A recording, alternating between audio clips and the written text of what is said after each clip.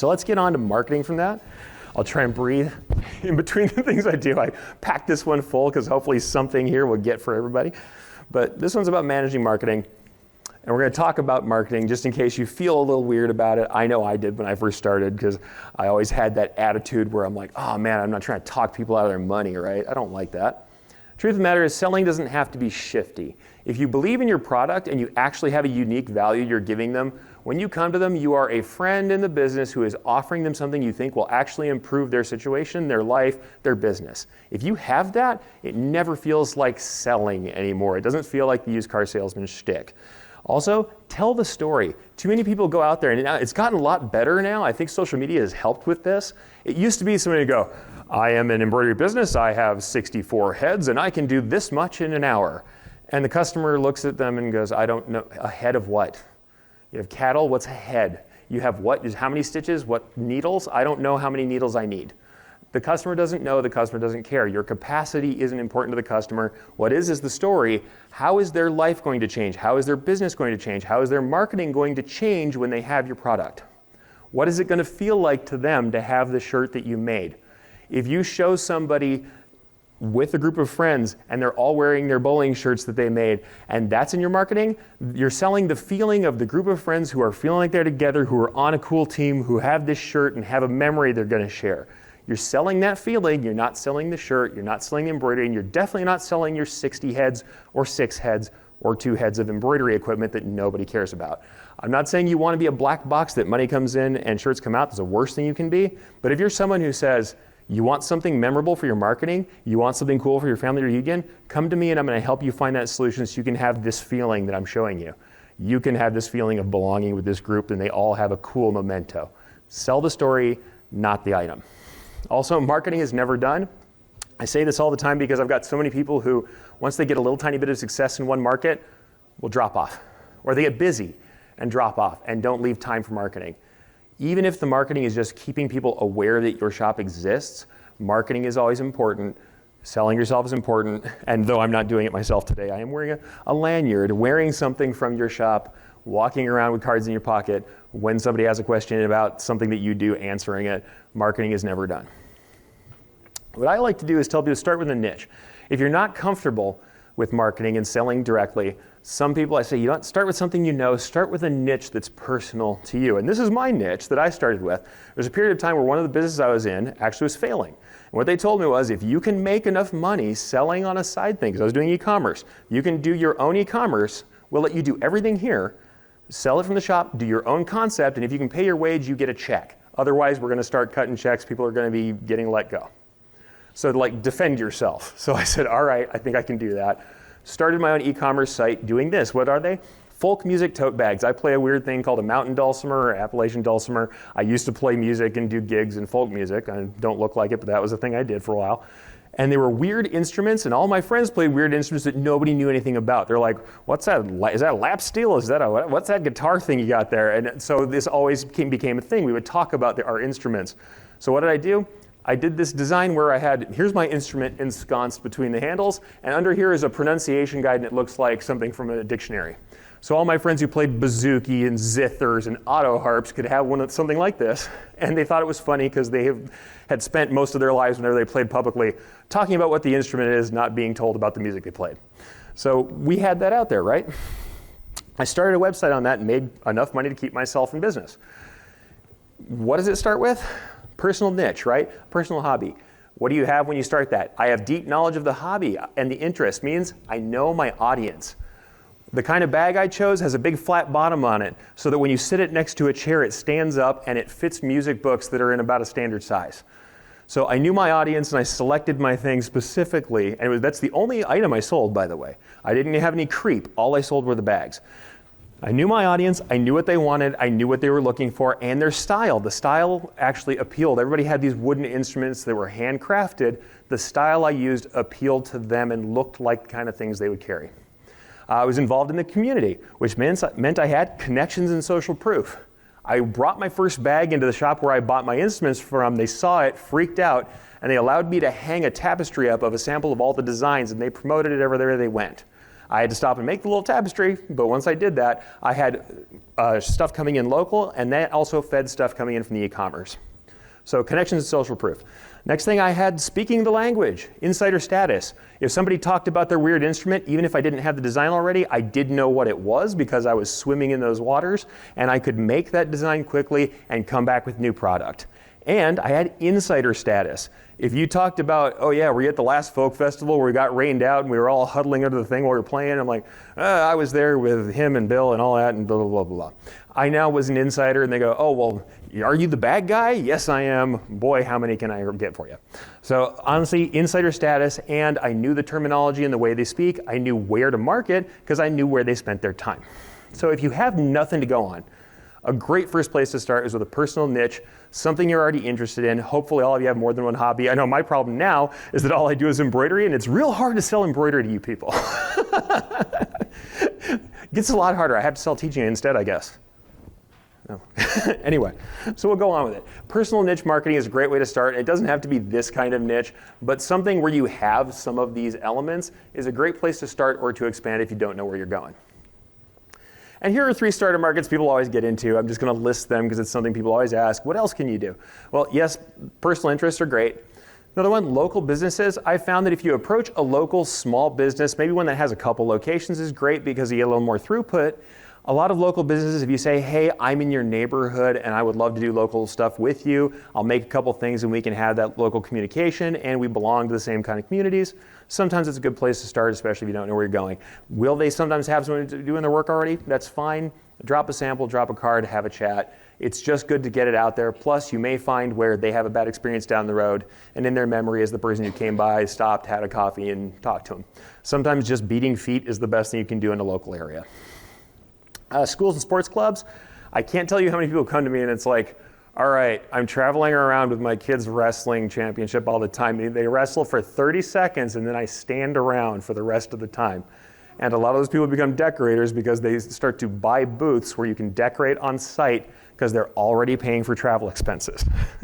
So they're either decorating on site or selling. So schools and sports clubs can be a good thing, but I will caution people, I have had no more drama in my career than dealing with who is currently in charge of Booster Club X. That sometimes gets nasty. What I will say though is because I bought into e-commerce early, facilitating easy collection of funds, making sure that it's easy to deliver stuff, getting names written down correctly because it's the people write them themselves, really does reduce that problem. When you have a central point of failure on their side, that can be rough. But schools and sports clubs can be quite good, and honestly we did very well, but you have to produce some assets like this, some order forms or online ordering to make it very easy for them.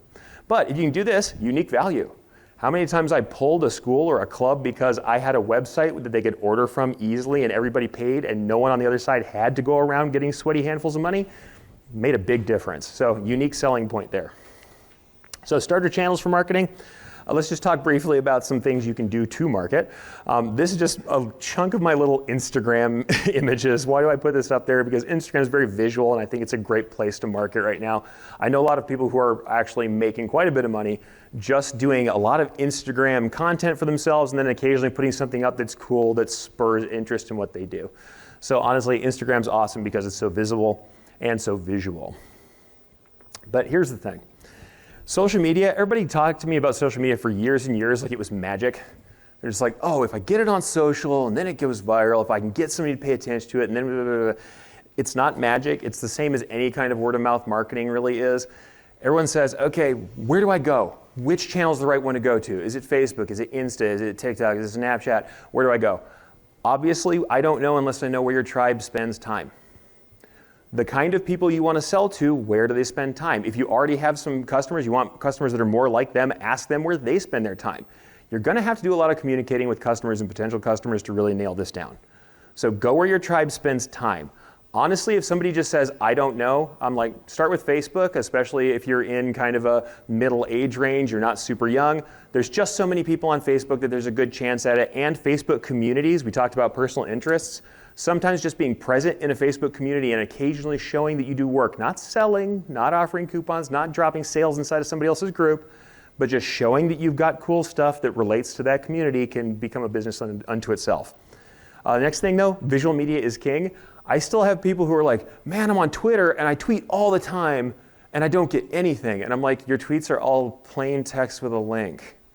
Nobody cares. They scrolled past it. They didn't even see it while they were scrolling past it.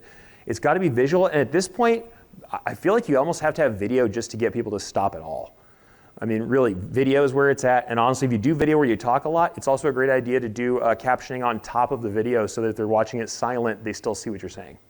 And if not captioning, at least something on the bottom that explains what it is or tells them that they need to turn on the audio if they want to hear it. Visual media is king. Next thing, tell your story and engage. This one was hard for me at first. I came out of my original shops where it was super corporate, and so I never talked about people, I never talked about the crew, I never talked about myself, and it took a lot for me to get out there and say, all right, hey, this is me, this is what I like, these are the things we do. Here's our people having our potluck, here's this. And once we started doing that, people wanted to buy from other people. They didn't want to buy from a box. Now certainly people don't always want to talk to other people. Sometimes they want to be at the self-check lines, we all know that. But they still want to look and say, I'm supporting these cool people. I like what they do. I like their attitude. Hey, look, they're doing this local community fundraiser. Hey, look, they're having a lunch outside. Check it out. They printed cool shirts for their shop and they're talking about it. Oh, check out that hat. That's pretty awesome. And they're talking about it and they're having a contest. People get engaged over time, and being human is real. People want to buy from friends and they want to feel like they know you. Let me tell you from doing podcasts, some people really feel like they know you when they first meet you. Sometimes those boundaries aren't so good at the end. But yeah, telling your story and engaging is good, but it does mean sometimes you get trust, and maybe it's not entirely earned, but if you're a good person, when they get to you, they're gonna feel that and keep going with you. The other thing is targeted marketing. I cannot tell you how well we've done when I've used, honestly, Facebook. If I'm in the right age range and category for Facebook, the targeting you on Facebook where you're saying, I want this age group, this region, people who have these interests to see this image, you can get really drilled down, spend a little bit of money and just say, okay, I'm gonna show these people an image of the cool work I can do, and it's the stuff I know they already like. Some of that can go really well. You're gonna have to invest to find out. That's the other thing that's sad about that. Once you start paying for ads, you have to set aside some money, do that little budget checklist and tell yourself, all right, this money's gone. It's like gambling. You go to Vegas, you want to have fun, the first thing you should do is say, all right, this $300 in my pocket, I'm never going to see again. I already spent it. It's gone. It doesn't exist. Same thing with marketing, in my opinion. This $300 is gone, doesn't exist. If I win, great. If I don't, I don't. And you put a couple things out there and split it in half, put them in a couple places, or put a couple different images in the same category and see what works. Because honestly, it's worth it. And when the gamble pays off, it can pay off pretty big, especially with a nice target when you know your tribe. And this is another one that I had to learn brutally. Show the work you want to do, not just the cool stuff. For years, I showed the most detailed, most difficult, hardest stuff to digitize that cost the most, that had 10,000 stitches more than they should in a left chest. Or I would do the big backs that were 190,000 stitches and awesome. And people who didn't want to pay for them had now seen something in Shangri-La they wanted to get for themselves, and they couldn't afford it anyway. You can't just show that work. Do I think you should still show some of the showpieces? Absolutely. Be really clear when you talk about them, what they're for, why you did them, and that they cost money. Then show other kinds of work. The sad truth is, and hopefully there are no customers in here. Everybody be quiet for a second. Customers have no vision. Okay, the customers have no idea what they want. They come in, and even when they know what they want, they often don't like what they brought to you, which is unfathomable to me sometimes. 85% of them don't know what they want. So you have to put samples in front of them. You have to show them examples. And then when they see not only what is possible, but maybe, like we said, tell the story. What could it mean for me? How will we feel? My business will have more people because they're gonna come check out this cool thing. I'm gonna sell these shirts. My event has everybody standing around being happy in these shirts. They love them. They love these hats. They love this gear. I've got backpacks that all have the stuff for my giveaways. My new employees do onboarding and they get a hat and a backpack and a thing, and now they're advertising the company. They don't even know it's possible until they see it. And we're so inured, if you're, even as a hobbyist, you know what you can embroider, you know what embroidery looks like. They might not, and we forget it. So show the kind of work you want to do that's profitable and show it all the time. So some marketing starter channels here for local marketing especially. I love doing community participation. We actually did quite well by doing charity events. Out in Albuquerque, we have a big thing called mud volleyball that we do for Carrie Tingley Foundation, and we did a lot of donations, but we also did a lot of team shirts and stuff. Because we were always involved in this mud volleyball, when everybody wanted to do team shirts, and they'd also see the team shirts we would wear out there, They figured out, they're like, oh, you guys are the official mud volleyball decorators. No, of course, you can get your stuff done anywhere. There were no logos involved. It was all personal items, but because we were present, we were the natural choice. Also, because our logos were on everything, because we did do some donating. Sponsorship and contests, you can sponsor something just by sending labor. You don't necessarily have to go out and spend a lot of money, or the sponsorship can be pretty small and you still get a logo involved and just say, you know, we believe in what you're doing, here's a very small amount of money, or here is just some stuff at cost, or here's just a few garments for your officials. You can even stop and fence it in. Instead of saying, I'm gonna do all your apparel, go, okay, you guys have like security, you got 6 people running security at this event, let me do all your security shirts. And it's a much lesser investment, especially if you're small, but you still get involved, you still help out, and you talk to everybody, and you meet the muckety mucks who, if they're working on a charitable thing, probably are also working in big businesses somewhere else. Very likely. Or they know people who do. Some of our best stuff we've done also, small jobs. I always feel small jobs matter. At one point, I had, imperceptible, seems like teeny tiny job, right? We had people coming from a water polo team in Albuquerque. Didn't think there were any of those. Turns out there were. Water polo team comes in and they desperately want these 12 shirts, and I take it on and go, it's kind of a tight schedule, but I think I can take it on. They're super happy. I work on their art, and I find a way for it to be profitable, but we're doing pretty well by them, making sure it works. About a week later, yeah, hey, my little sister came in with the water polo team. Yeah, I'm the purchasing manager from the biggest electrical company in the state.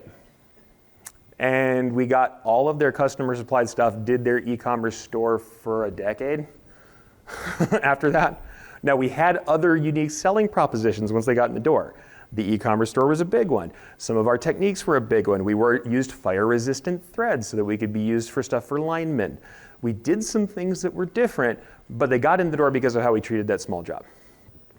Next thing on that, contests, sometimes you can actually just put up an item. 10 minutes, I got it. Sometimes you just put up an item for a contest instead of hosting the whole contest. Or you can do things like I did. Originally, I did a bunch of digitizing contests for magazines, and then we would put that stuff on the wall. I know how many people enter those contests. Maybe I'm not the best digitizer in the world. I think I do all right. But you get out there, you do some contests, and you put up there and say, we've got somebody who's good, and check out the cool thing they did. And it's also, now it's a contest piece, they're not expecting to get that for free. So it's also not just showing a really cool piece and ending up not getting profit. So sponsorship in that kind of contest is also a cool thing to do too. Contests for decorating are fun. And it's great even if you lose. The other good thing is I was a judge after that for many years, and you get a critique where somebody really goes over your embroidery and thinks about it and tells you what's going on with it. And you usually get one of the best in the business to do that stuff. So that's really pretty cool if you can get into one of those contests. Last thing here, word of mouth and referrals. This is always going to be the #1 lead generator for people who are qualified buyers. Even online, even with an online store, because a social media referral is a referral nonetheless.